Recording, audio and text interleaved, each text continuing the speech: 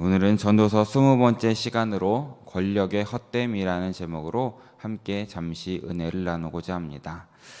이제 다들 아시다시피 대통령 선거가 얼마 남지 않았습니다. 1년 정도 남은 걸로 알고 있는데 이제 많은 당에서 서로 대통령 선거를 내놓으면서 서로 물어뜯는 장면을 우리는 많이 보게 됩니다. 이 권세를 잡을 수만 있다면 수단과 방법을 가리지 않는다라는 것이죠. 마치 불나방처럼 이 권력 쟁탈전에 모두가 뛰어드는 모습을 우리는 많이 보게 됩니다. 그리고 그렇게 해서 최후를 좀 안 좋게 맞이하는 사람들도 많이 있다라는 것을 우리는 정치판을 보면서 잘 알고 있지요. 이렇게 세상에는 권력자가 등장하고 사라지는 일들이 참 많이 있습니다. 반복되고 있는 것이죠. 그런데 오늘 본문을 통해서 이 권력에 대해서 전도자는 우리에게 어떻게 말해주고 있는지 함께 말씀을 통해 은혜를 나누고자 합니다.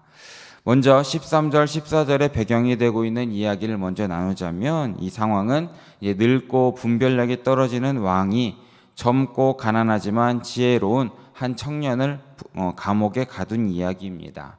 실제로 있었던 일인지 꾸며낸 이야기인지는 잘 모르겠지만 이런 상황에 대해서 전도자는 하나의 예로 들어서 자신의 이야기를 펼쳐나가는 것이죠. 우리 13절과 14절의 말씀을 함께 읽어보겠습니다.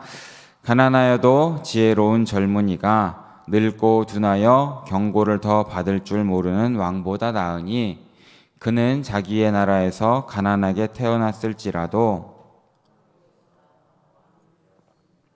아멘. 13절에 보면 이제 한 왕이 나옵니다. 그런데 이 왕은 늙고 둔하여서 충신들로부터 조언과 충언을 듣는 것을 싫어한다라는 것이죠. 성경에서는 나이가 들수록 지혜와 연륜을 겸비하기 때문에 이 노년기를 상당히 긍정적으로 많이 표현하고 있습니다. 그런데 오늘 본문의 이 왕은 늙었지만 안타깝게도 바른 소리와 직언을 받아들이지 못해서 스스로 멸망의 길을 걸어가고 있다라고 표현하고 있는 것입니다. 이런 경우에는 왕은 경험이 없고 가난하지만 지혜로운 젊은이보다 더 못하다라고까지 이제 지혜자는 말하고 있는 전도자는 말하고 있는 것입니다. 이 세상을 호령하는 권력자이고 이 권세를 가진 사람이지만 자신이 다스리는 나라에 있는 한 가난한 젊은이보다 못하다라는 것을 우리에게 말해주고 있습니다.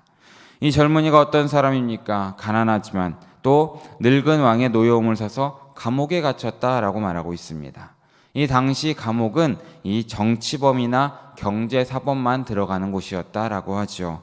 그래서 이 왕은 어떤 이유인지는 모르지만 정치적으로 들어가지 않았을까 생각이 됩니다. 그리고 세월이 지나 이 젊은이는 감옥에서 풀려났을 뿐만 아니라 왕의 자리까지 앉게 되었다라는 것을 전도자는 우리에게 말해주고 있습니다.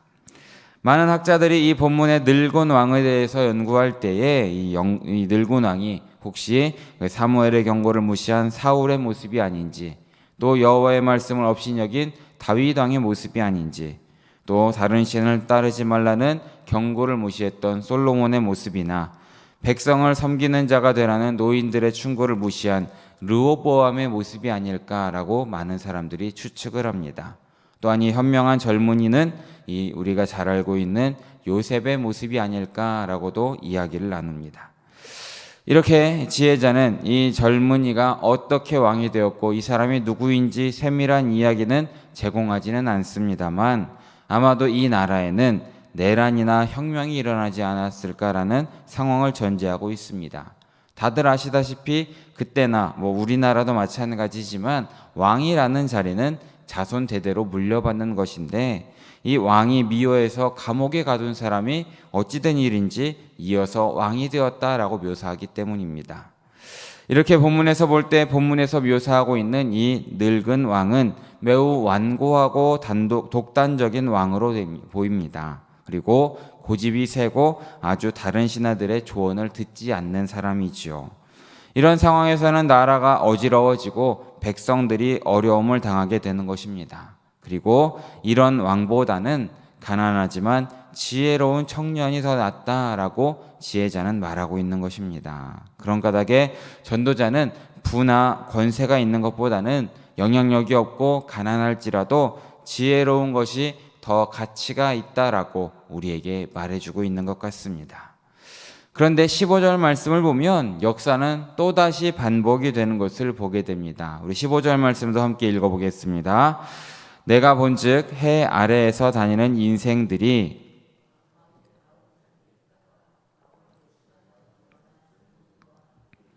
아멘. 여기에 나오는 본문을 우리가 좀 자세히 좀 살펴볼 이유가 있습니다. 지금 이 15절 초반절에 나오는 왕이라는 표현과 또 15절 후반절에 있는 젊은이는 다른 사람으로 보는 것이 좋습니다. 그러니까 13절에 한 늙은 왕이 나옵니다.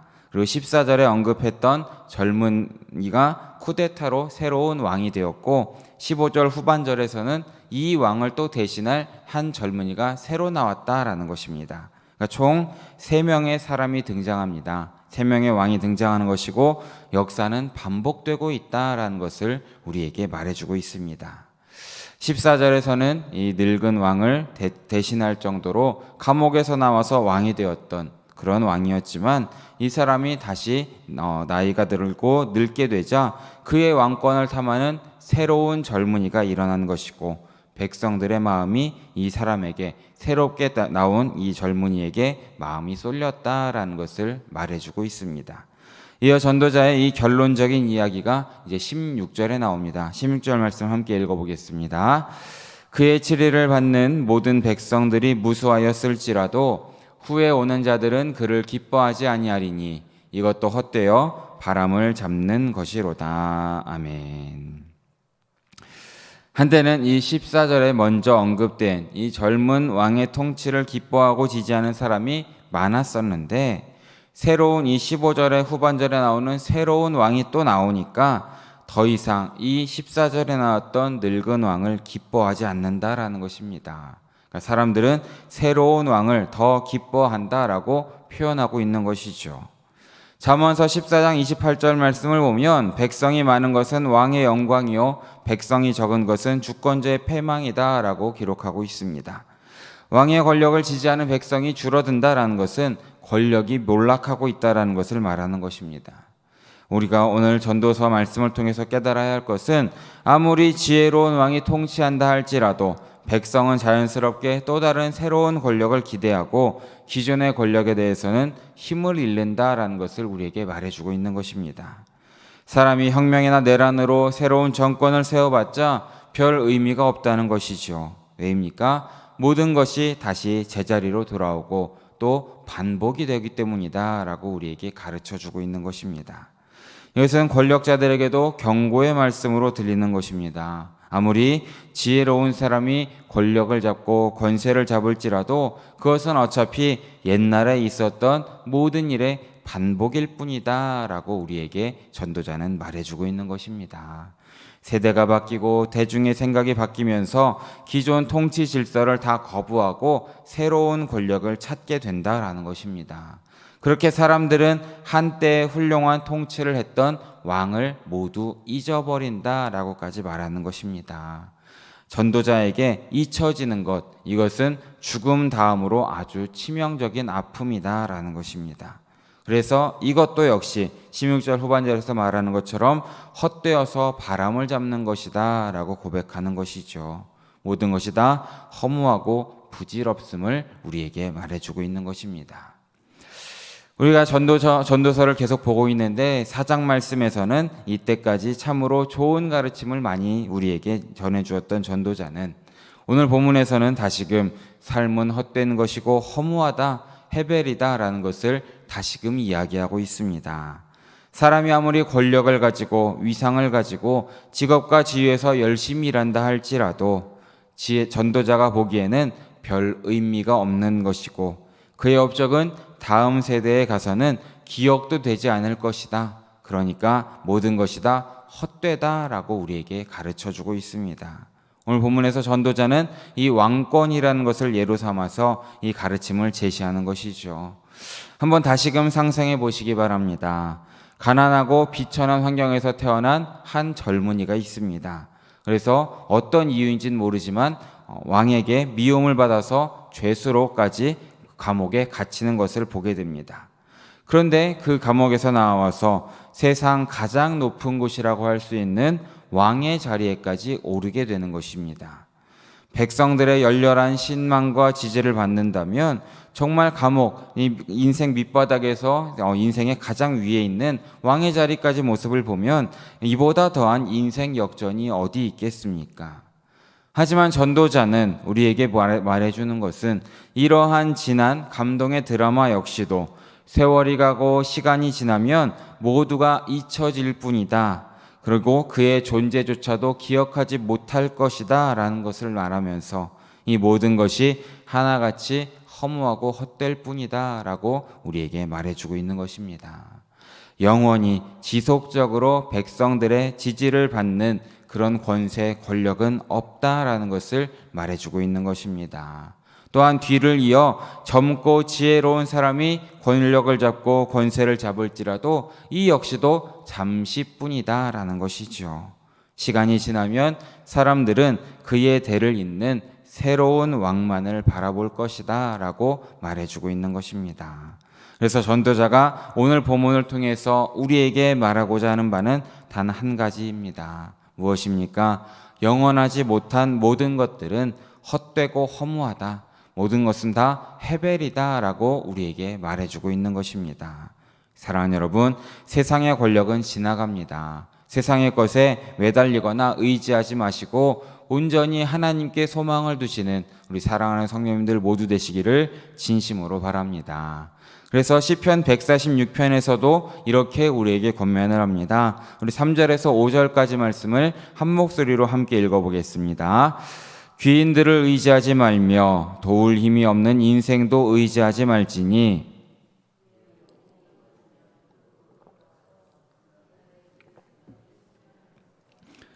야곱의 하나님을 자기의 도움으로 삼으며 여호와 자기 하나님에게 자기의 소망을 두는 자는 복이 있도다. 아멘. 무엇입니까? 사람을 의지하거나 세상 것을 의지하지 말고 온전히 하나님께 소망을 두어야 복이 있다라고 우리에게 말해주고 있는 것입니다. 그러기에 사랑하는 여러분, 온전히 하나님을 의지하시고 하나님께 소망을 두시는 우리의 삶이 되시길 진심으로 바라겠습니다. 모든 것의 원천은 하나님께 있다라는 것을 믿으셔야 합니다. 왕도 지나가고 정권도 지나가고 권세도 모두 다 지나가지만 그 권세의 근원 되시는 하나님은 영원히 변치 않으십니다. 범사의 모든 역사의 주관자가 되시는 하나님께 소망을 두시고 하나님의 관점으로 세상을 이해하시고 하나님의 뜻을 구하시는 우리 사랑하는 성도님들 모두 되시길 진심으로 바랍니다. 그러기에 해 아래에 있는 세상의 일들에 연연하면서 사람의 비위를 맞추려는 삶을 멀리하시고 하나님께 받은 사명과 달란트 그것에 충성하시는 우리 모두 되시길 진심으로 바랍니다. 그러기에 해 위에 계신 영원하신 하나님, 변함없이 하나님의 계획과 뜻에 맞추어 살아가시고 하나님과 동행함으로 하나님 마음에 합한 우리 모두의 삶이 되어서 하나님 안에서 평안함으로 살아가시는 영원하신 하나님과 동행하시는 우리 모두 되시기를 진심으로 바라고 축원합니다. 함께 기도하겠습니다. 사랑해 주님 너무나 감사드립니다. 이 새벽 잊지 않고 나와서 또한 각자의 자리 가운데에 이렇게 주님께 예배하고 기도할 수 있도록 인도해 주심에 다시 한번 감사드립니다. 주님, 우리가 세상을 바라보고 사람의 시선을 의식하며 살아갈 때가 너무나 많음을 고백합니다. 세상의 권력을 바라고 원할 때도 있습니다. 주님, 그 세상 것보다는 온전히 영원하신 하나님을 소망하는 삶이 될 수 있도록 우리의 삶을 인도하여 주시옵소서. 그러므로 하나님께 받은 사명대로 살아갈 수 있도록 인도하시고 온전히 영원하신 하나님만을 바라보는 삶이 될 수 있도록 그렇게 주님 마음 합한 자로 살아가는 우리의 삶이 될 수 있도록 함께하여 주시옵소서. 모든 말씀 언제나 우리의 삶을 인도하시는 예수 그리스도 이름으로 기도드립니다. 아멘.